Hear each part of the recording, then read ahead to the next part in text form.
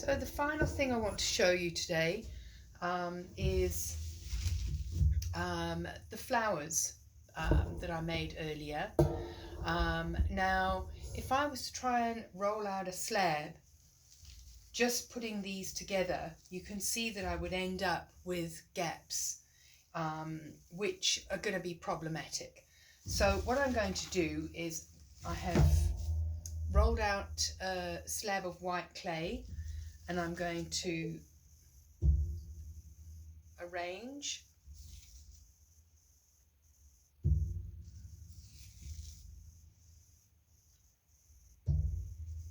my flowers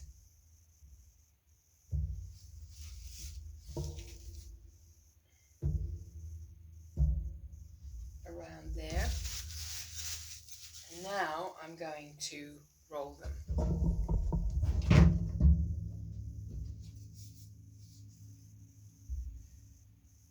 So now we're going to have several thicknesses of clay that we're dealing with at the moment.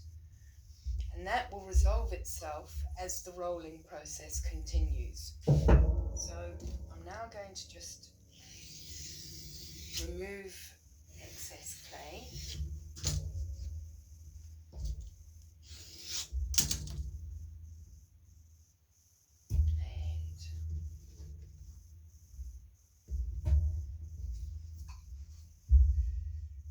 And then carry on rolling.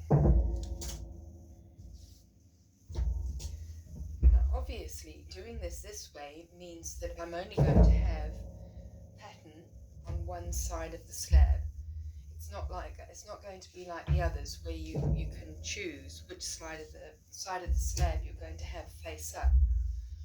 This one, the only way you can have it is this way up, and I can't turn it over and roll on the other side because I'm trying not to get these too smudged. I'm really happy with how this is turning out so far, so I will continue with this. Okay, so I'm really happy with how that has turned out. I'll try and zoom in so you can get a better idea of how that looks. I'm now going to transfer that into a plaster mold. Just going to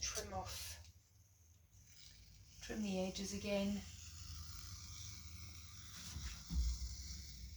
Make sure I've got nice, it doesn't have to be an exact shape, but it does need to be evenly trimmed.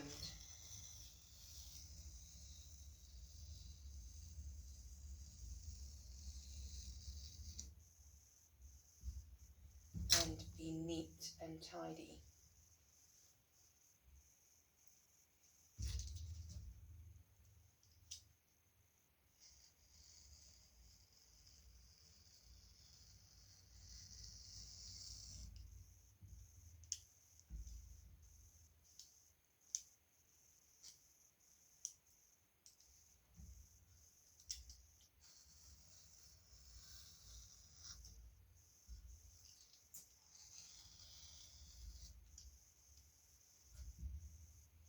Right, I'm happy with that.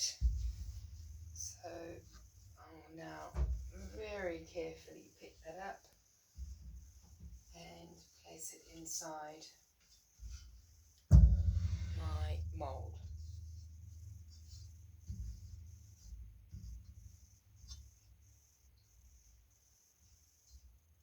Now I'm not going to try and make this clay lie flat.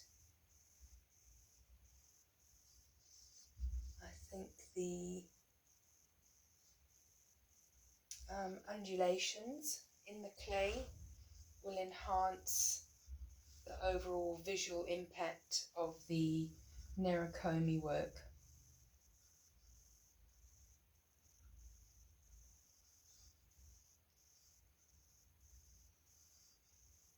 But I will continue to fiddle with that. Once it's dried off a bit, I will go round and smooth the rim and make sure that there are no areas that need to be attended to.